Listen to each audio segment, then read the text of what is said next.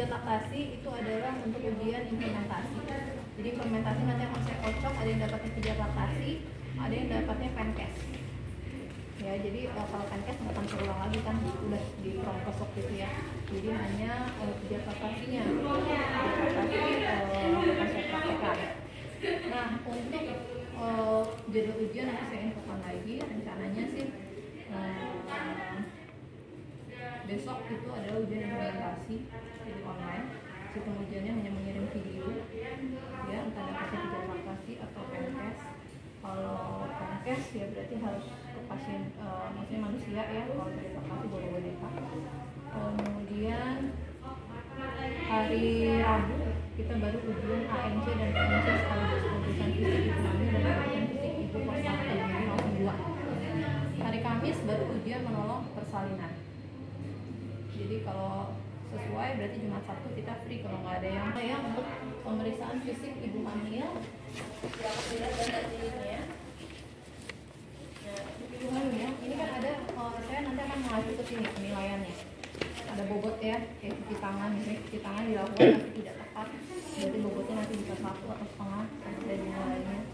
Nanti kalian pun bisa menilai temannya sendiri ketika praktikum mandiri, kira-kira berapa nilainya ya. Nah, kita mulai dari cuci tangan, siapin alat-alat kalian punya Kepdas ya. Bedanya ini ada yang namanya Linek, peningkatan BJJ dan midline atau ya ada yang meteran lah kalau kata peneliti itu ngomongin midline ya.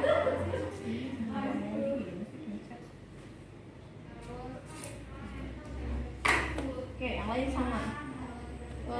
Tidak terlalu lengkap jadi Kepdas, pakai ini nggak perlu, waktunya nanti habis, akhirnya nggak periksa bagian perut ya.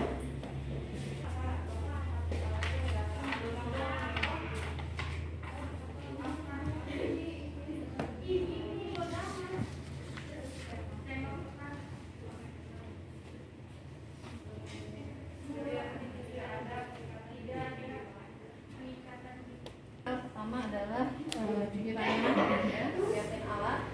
Kemudian kalau tulis habis cuci tangan adalah pakai handscoon ya, kalau pakai handscoon cuci tangan pakai handscoon baru siapin alat ya.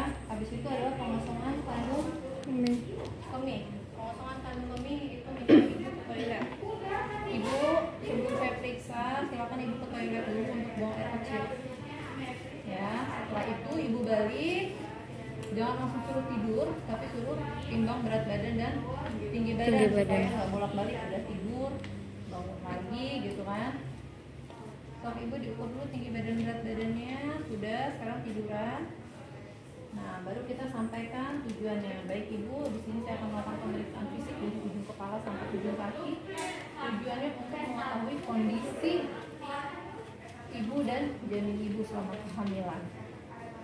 Nah, setelah itu kita tanyakan dulu keadaan ibu, gimana keadaannya hari ini, ada keluhan apa ibunya. Ya baik, tidak ada keluhan ya. Setelah itu kita jaga privasi, tutup sekarang, jaga keamanan. Kalau ada bedplang dipasang bedplangnya yang sebelah sana ya. Ini kan buat kita periksa. Setelah itu atur posisi. Seperti ini sudah nyaman tuh posisinya. Baik, sudah nyaman. Kita mulai dengan pengukuran tanda-tanda vital. Tensi, nadi, respirasi, suhu saya nggak akan praktekkan ya. Sudah di Kepdas. Nah, tapi nanti dia tetap dilakukan. Oke, setelah di TV itu keadaan umum dan kesadaran ya. Keadaan umumnya baik, kesadaran kompos mentis sebutkan. Karena kompos mentis itu artinya dia bisa berinteraksi baik dengan kita. Sudah, kemudian kita masuk ke kompos mentis, keadaan kepala ya, kepala kita inspeksi. Diinspeksi kebersihannya ya, kemudian rambutnya merata atau tidak, penyebarannya ada kebatakan tidak ya. Kemudian apa lagi ya, ada lesi atau tidak di kulit kepala. Kemudian kita palpasi, ada nyeri nggak bu? Tidak ada nyeri ya, dan tidak ada benjolan juga. Kemudian di bagian wajah kita inspeksi, biasanya di wajah pada ibu hamil tampak plasma gravidarum atau butuh hitam, walaupun tidak semua ibu hamil ya. Ada di kita, kemudian wajah simetris, kemudian kita palpasi ada nyeri atau tidak. di area wajah. Jika tidak ada nyeri di area tulang wajah, kemudian kita ke bagian mata. Di mata diinspeksi simetris atau tidak kanan dan kiri. Ya, coba lihat tangan saya, pergerakan bola matanya baik. Kemudian kita lihat juga dengan light ya. Nah, pupilnya mengecil ketika terkena cahaya. Coba ibu lihat ke atas, konjungtivanya ananemis, skleranya ya yang warna putih ini ampiperit normal. Itu kita ke hidung. Di hidung kita inspeksi dulu kesimetrisan lubang kanan dan lubang kiri, kemudian kita lihat bagian dalamnya, kebersihannya ya. Ya, tidak ada sputum dan tidak ada benjolan juga di dalam hidung. Kemudian kita palpasi tulang-tulang sinusnya, ada nyeri atau tidak bu? Tidak ada nyeri. Setelah hidung kita ke bagian mulut. Nah ini enggak ada di situ. Di mulut kita inspeksi dulu mukosa bibirnya, lembab atau kering. Ya, coba buka mulutnya bu. Kami nanti pakai sadar, kita nggak perlu pakai tong spatel. Ya, kita lihat kebersihan mulutnya. Di sini tidak ada karies, mulutnya bersih. Coba digerakkan lidahnya, pergerakan lidah bebas, tidak ada tonsilitis. Ya. Setelah mulut kita ke telinga. Telinga simetris kanan dan kiri. Kemudian kita lihat ada serumen atau tidak, telinganya bersih, tidak ada serumen. Kemudian kita palpasi, tidak ada pembesaran atau tidak ada benjolan ya, dan tidak ada nyeri di daerah tulang mastoid. Ya, nggak ada nyeri kan ya bu ya, oke. Tutup sampai telinga, jadi nggak perlu terlalu lengkap jadi perawatan dasar. Sekarang kita ke bagian leher. Di leher kita inspeksi, biasanya terdapat hiperpigmentasi atau kehitaman, lebih gelap warnanya.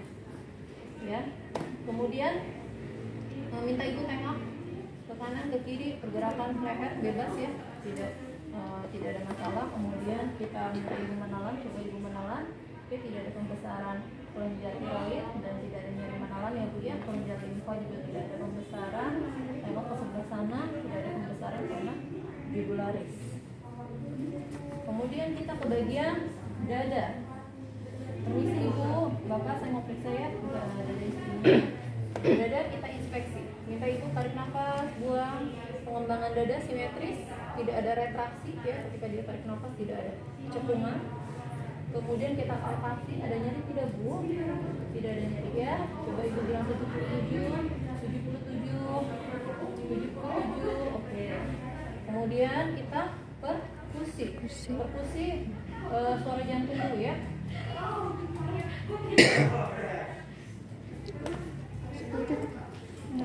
Jantung. Kemudian baru paru. 6. 10 titik ya. Iya.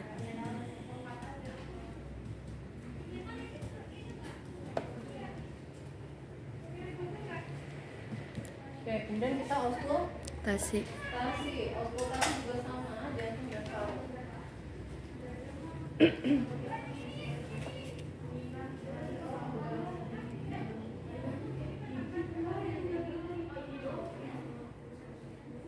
Tarik nafas, buang. Tarik nafas, buang. Tarik nafas, buang. Tarik nafas, buang. Tarik nafas, buang. Tarik nafas, buang. Tarik nafas, buang. Tarik nafas, buang. Tarik nafas, buang. Tarik nafas, buang. Oke, sudah jantung dan paru. Kita ke payudara. Payudara kita inspeksi simetris tidak, payudara kanan dan kirinya. Kebersihannya kita lihat di lipatan payudara ya, di sekitar puting dan areola bersih atau tidak. Biasanya areola ini yang coklat-coklat di sekitar puting ini warnanya lebih gelap karena mengalami hiperpigmentasi akibat dari pengaruh hormon melanosit ya.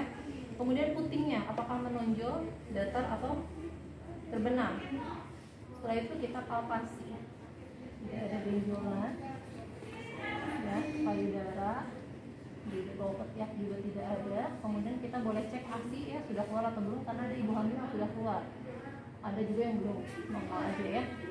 Jadi tarik keluar baru ke atas, sama nanti ibu postpartum juga gitu, tarik keluar kemudian ke atas. Oke, di sini ASInya belum keluar. Sudah payudara, kita ke bagian abdomen. ke bagian perut. Kita kita inspeksi. Biasanya pada ibu hamil terdapat linea nigra, garis lurus ya, hitam, stria gravidarum atau stretch mark. Kemudian ada bekas operasi atau tidak. Sudah diinspeksi, kita lakukan pengukuran Tinggi fundus. kaki ditekuk. Ya, ibu kakinya ditekuk begitu ya biasa. Kemudian kita akan mengukur tinggi fundus. Kita kumpulkan, kakinya ditekuk, dikumpulkan begini. Laba bagian fundusnya, ya ada batasan. Taruh titik nolnya yang inci di atas sampai ke batas bawah, presentasi terbawahnya. Pada vaksin fisis biasanya. Baru dibalik begini.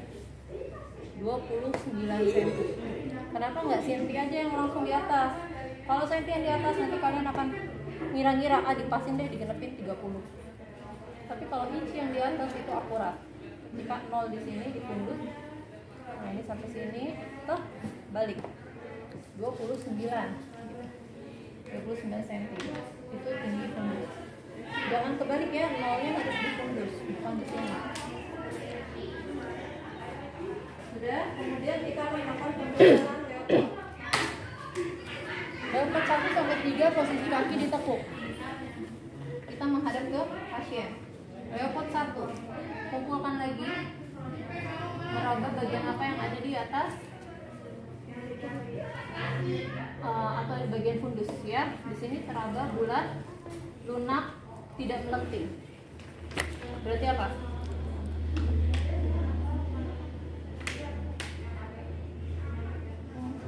Berarti bokong. Bulat, lunak, tidak melenting. Kalau saya bilang bulat, keras, dan melenting itu adalah kepala.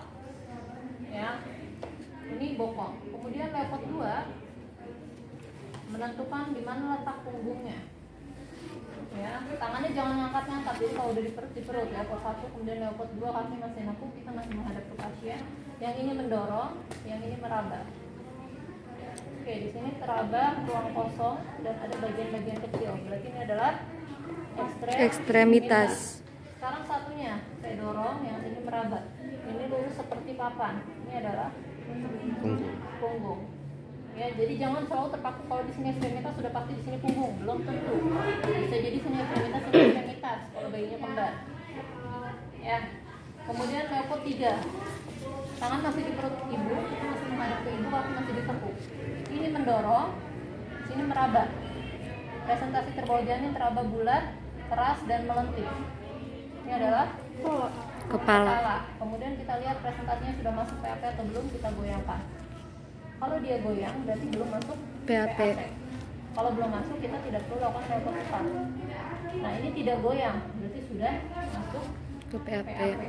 Berarti kita lakukan leopard 4. Jadi leopard 1 bokong, fundus adalah bokong ya. Leopard 2 ekstremitas. Punggung kanan apa kiri? Di sini punggungnya. Ikut tangan ibu. Kanan. Berarti puka, punggung kanan. Nanti ada puki, punggung kiri. Leopard 1 bagian fundus adalah bokong, leopard 2 puka, leopard 3 presentasi adalah kepala dan sudah masuk PAP. Nah, sekarang kita akan periksa leopard 4. Kakinya diluruskan, kita menghadap ke pasien. Ya, kemudian ini kita lihat sejauh mana dia sudah masuk PAP. Kalau begini, jaraknya cuma segini nih, ya, tunjuk kita hampir bertemu. Berarti ini adalah konvergen, sebagian kecil yang masuk. Kalau begini, berarti sejajar atau sebagian atau setengahnya sudah masuk PAP. Kalau begini, berarti divergen atau sebagian besar sudah masuk PAP. Konvergen, sejajar, dan divergen. Ya, itu leopard 4. Sudah melakukan leopard, ini yang sering lupa adalah DJJ. Kadang udah leopard langsung ditutup. Nah, kita akan mendengarkan denyut jantung janin. Di mana? Tentukan letak punktum maksimumnya. Punktum maksimum itu 3 jari dari umbilical. Sebelah mana? Cari mana punggungnya tadi, punggung balik. Kanan. Berarti 3 jari sebelah kanan. Kalau punggungnya di sini berarti 3 jari sebelah kiri. Ini 3 jari sebelah kanan. Bawah ke atas. Bawah, Bu. Lebih terdengar di bawah atau di atas? Di bawah. Kenapa? Bawah. Karena kepalanya. Ya, karena jantung kita lebih dekat dengan kepala daripada bokong ya. Jadi 3 jari dari umbilikal sebelah kanan bawah. Dengarkan, ini namanya punktum maksimum di sini. Dengarkan sambil pegang nadi ibu. Kalau misalnya yang terdengar di sini sama nadi ibunya sama, berarti itu DJJ bukan? Bukan, karena DJJ itu normalnya 120 sampai 160, lebih cepat daripada nadi. Ya. Nah, jadi kalau ini terdengarnya sama seperti nadi, kita harus pindah lagi, geser ke bawahnya. Dengarkan lagi. Nah, ketika mendengar, tangan kita nggak boleh megang linek, nggak akan kedengeran. Jadi linek harus dilepas, tempelkan ke telinga, pegang nadi ibu. Oke, nadi saya pegang ternyata beda, lebih cepat yang di sini. Berarti ini adalah DJJ. Kalau sudah tahu ini DJJ, lepas nadi ibu. Kita ambil jam, dengarkan selama 1 menit. Kenapa harus 1 menit? Nggak 15 detik, 15 detik aja, kali 4. Karena selain kita mendengar frekuensinya, kita juga mendengar iramanya. Ada yang teratur reguler, ada yang irregular. Tiba-tiba hilang, terus bunyi lagi. Kalau hilang kan kita nggak ngitung ya. Nah, itu adalah irregular. Jadi kita selain frekuensi, irama dan kekuatan itu tadi kita dengarkan, nanti disebutkan frekuensinya 120 kali per menit misalnya ya, terdengar sangat kuat, dan iramanya reguler misalnya teratur ya, atau irregular tidak teratur. Sudah ke abdomen, sekarang kita ke ekstremitas bawah. Ini ditutup, kita periksa bagian kaki ya Bu ya. Oke, bagian kaki kita pertama inspeksi dulu, simetris tidak kaki kanan dan kaki kiri, ada luka tidak ya. Kemudian kita cek edema.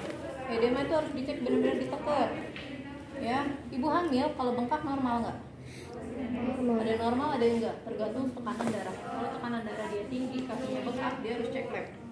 Kalau protein urinnya dari hasil pemeriksaan lab positif, berarti ibu mengalami eklamsi atau preeklamsi, nanti di mater 2 ya. Tapi kalau bengkak, tekanan darahnya normal, berarti normal jadinya ya. Oke, ini ibu ada bengkak misalnya. Kemudian varises. Varises itu tidak hanya dilihat, tapi sambil kita raba, kadang ada varises yang tidak terlihat. Ketika diraba baru terasa menggenjot ya. Satunya lagi. Oke, ibu tidak terdapat varises. Kalau ada varises di kaki, kita harus curiga di vaginanya ada varises. Kalau di vagina ada varises, ibu tidak bisa melahirkan normal, tapi harus sesar karena takut pecah pembuluh darahnya. Setelah itu, setelah varises, cek Refleks patella.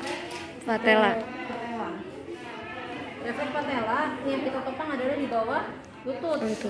Ya, ininya jangan begini ke kasur, tapi harus benar-benar kita angkat. Sampai ngangkat Bu. Iya, begini. Nah, kita ketuknya cukup sekali, nggak perlu itu, cukup sekali. Dan yang kita lihat adalah ini, kalau dia bergerak maju nendang berarti normal, ada refleks. Satunya juga sama.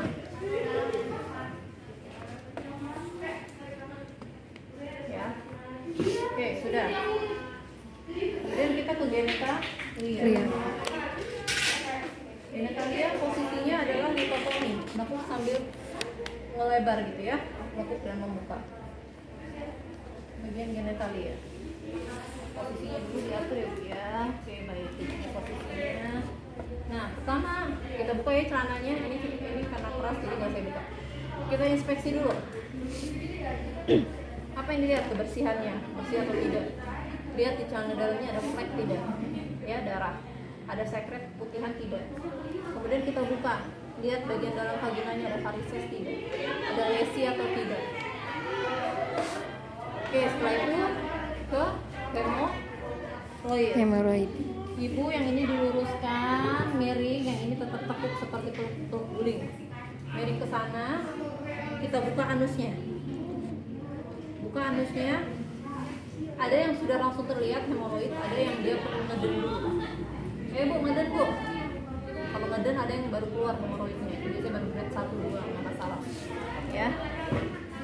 Oke, sudah sudah dicek hemoroid. Sudah selesai, baru kita ke terminasi. Terminasi. Pemeriksaan ini sudah selesai. Ya, pemeriksaannya sudah selesai dari ujung kepala sampai ujung kaki. Hasilnya dalam batas normal. Hanya saja tadi kaki ibu bengkak, ya. Itu adalah hal yang normal, selagi tensinya masih normal. Saran saya kalau ibu tidur kakinya diganjel bantal, atau kalau lagi duduk juga bisa ditopang dengan bantal supaya tidak menggantung. Kalau misalnya itu normal nggak ada bengkak, kalian bisa kasih saran yang lain, misalnya dengan makan makanan yang bergizi, ya, apalagi saran apalagi ibunya boleh. Jadi setelah menyampaikan hasil saran baru kita terminasi. Baik ibu, sebelum saya pamit ada yang ditanyakan? Tidak ada. Saya pamit dulu ke nurse station. Kalau ibu butuh sesuatu silakan pencet bel. Saya ada di nurse station. Sudah. Kita kembali. Bereskan alat. Ya. Hampir sama.